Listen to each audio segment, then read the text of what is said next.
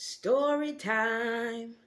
It's your girl, Lady Milah. I hope it's clear in your atmosphere. Don't let nobody shake you.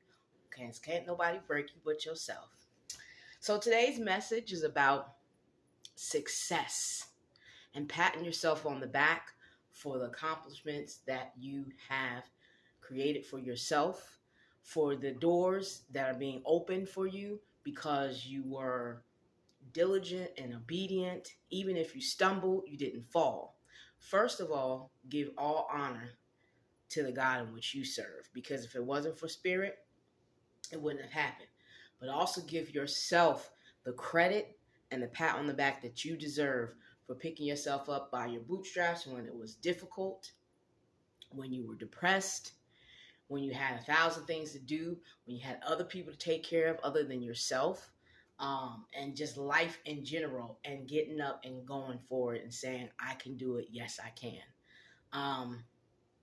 Don't let anybody make you feel guilty for your success, because I guarantee the people who try to make you feel guilty for your success, the people who try to down talk or downplay your accomplishments, are the people who wish that they had them for themselves, are the people that don't believe enough in themselves to go do what you did. Example, when I was 22 years old, I purchased my first home. And I had all these naysayers around me, people that I thought was, people who I thought were friends at the time, my own blood relatives, and what have you. I was hearing, when I was 22, I didn't have a house. Well, that was you. Can you afford to live here? Yes. Well, that's a lot of house for just yourself and your child. That's okay. Well, one of them just straight up said, I'm jealous because I never had a house. And motherfucker, you never will. You know why? Because you was too busy hating on me when you should have just been working on you. Just different things like that. So that was just a little example of something. Here's another one. I got promoted to be a store manager. And I came into this particular company as that, like, be head. There was a particular associate that had been working with that company for 8 years. And he wanted the position, but A, he didn't apply for it. And B, he thought it was just going to be handed to him because of all the time that he had spent in this particular company. Well, it wasn't. It wasn't handed to him. So when I came in that position, all I got was pushback from this particular individual. And finally, I had to pull him to the side and I had to say, look, man, these blessings are for me. This is what I have earned. What happened to you with this company has absolutely nothing to do with me. I don't owe you anything.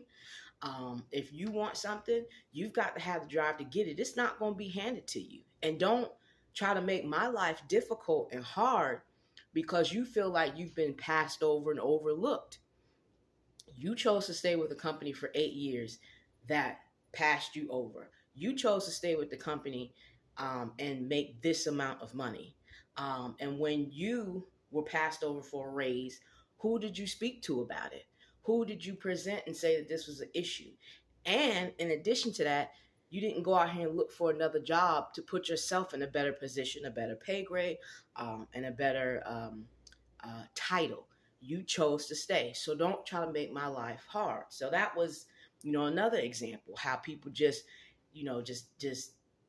they just so frustrated by your blessings, your successes.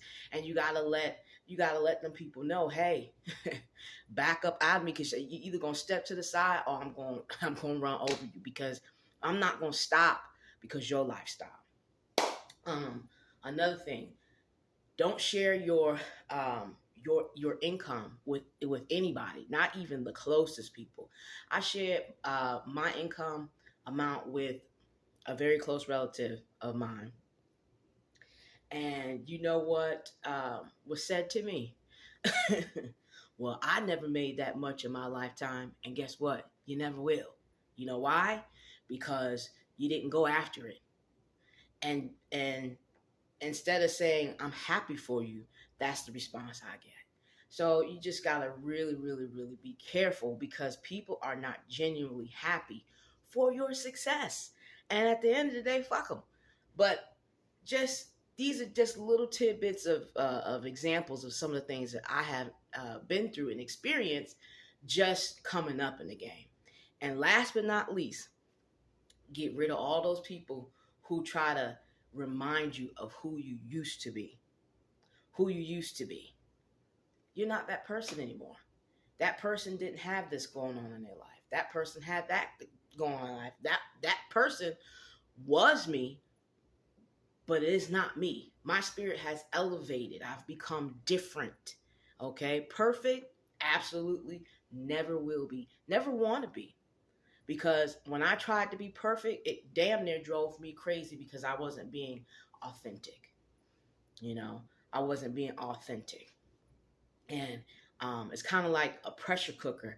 If you try to be too perfect, try to do everything right, try to have this, grade A image, and you're not releasing what is making you sad or depressed or angry, um, if you're genuinely happy and you don't have a celebratory circle, or the circle that you're celebrating with, they're only there to see what they can benefit off of you, all that stuff is like a pressure cooker and it's going to come to a head and it's going to be ugly when it comes out.